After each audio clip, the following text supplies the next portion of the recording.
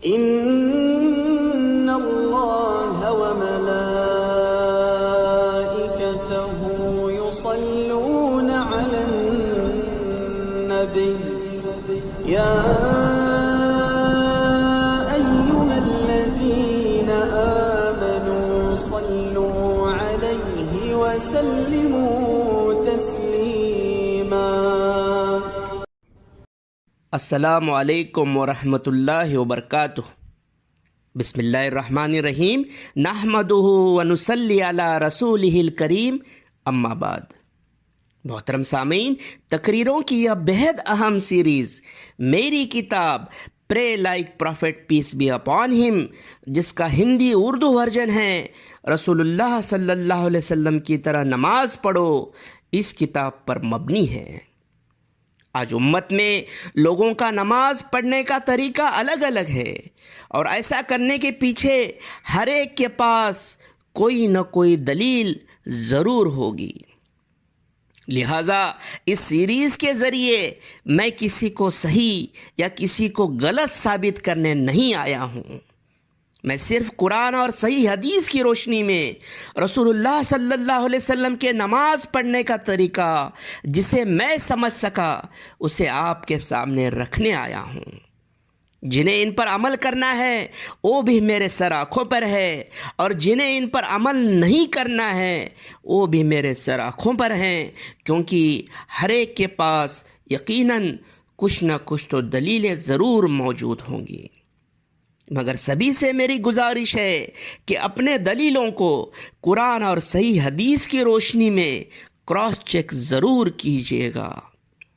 الگ الگ دلیلوں کے چلتے اگر ہمارے نماز پڑھنے کا طریقہ الگ الگ ہو تو بھی ہمیں آپس میں محبت ہمیشہ قائم رکھنی چاہیے، ایک دوسرے کا احترام کرنا چاہیے، ایک دوسرے کے خلاف تلخ بیان بازی سے بچنا چاہیے، اور ایک امت بن کر رہنا چاہیے. آج ہم بات کرنے جا رہے ہیں ایک ایسی سنت کے بارے میں جس پر زیادہ تر لوگ عمل نہیں کرتے. عام تو عام، بڑے بڑے اسکالرس بھی اس پر عمل نہیں کرتے. کسی مسجد کے امام کو اس پر عمل کرتے نہیں دیکھا، اور ایسا نہ کرنے کے پیچھے سبھی کی دلیلیں بھی بڑی عجیب و غریب ہیں. وہ سنت ہے جلسہ الاستراحہ. اس کے متعلق صحیح حدیث میں صحیح روایتیں موجود ہیں. سب سے پہلے صحیح بخاری کی ایک صحیح حدیث نمبر 818، جس کے راوی ہیں حضرت مالک ابن حویرث رضی اللہ عنہ.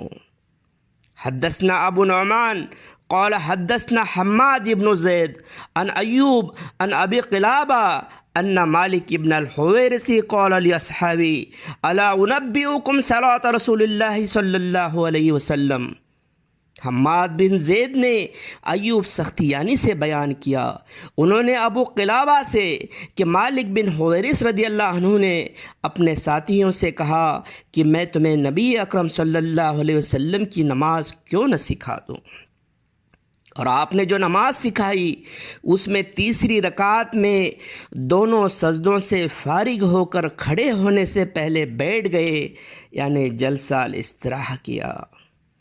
اسی کے متعلق دوسری صحیح حدیث سنن ابو داؤد حدیث نمبر 730 میں ہے، جس کے راوی حضرت حمید سعدی رضی اللہ عنہ ہیں کہ آپ نے 10 صحابہ رضی اللہ عنہم کے سامنے، جن میں ابو قتادہ رضی اللہ عنہ بھی تھے، رسول اللہ صلی اللہ علیہ وسلم کی نماز پڑھنے کا طریقہ بیان کیا، جس میں یہ فرمایا کہ آپ صلی اللہ علیہ وسلم پہلے اور تیسرے رکعت میں دونوں سجدوں سے فارغ ہونے کے بعد کھڑے ہونے سے پہلے بیٹھ جاتے، یعنی جلسہ الاستراحہ کرتے.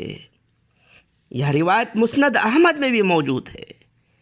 زیادہ تر لوگ اس حدیث پر عمل نہیں کرتے اور جس کے لیے عجیب و غریب دلیلیں دیتے ہیں، مگر ان لوگوں میں سے کوئی بھی اسکالر جلسہ الاستراحہ کے متعلق ان حدیثوں کو جھٹلانے کی ہمت نہیں کر سکتا، انہیں موضوع یا ضعیف قرار دینے کی ہمت نہیں کر سکتا، اور سبھی اس بات پر متفق ہیں کہ یہاں صحیح حدیثیں ہیں. اب میں یہ آپ پر چھوڑتا ہوں کہ آپ نے کیا کرنا ہے۔ ان صحیح حدیثوں کی روشنی میں پہلے اور تیسری رکعت میں دونوں سجدوں سے فارغ ہونے کے بعد اٹھنے سے پہلے تھوڑی دیر کے لیے بیٹھنا ہے، یعنی جلسہ الاستراحہ کرنا ہے، یا اسے ضروری نہ سمجھ کر باقی لوگوں کی طرح اسے نہیں کرنا ہے۔ وآخر الدعوانا الحمد للہ رب العالمین۔ السلام علیکم ورحمۃ اللہ وبرکاتہ۔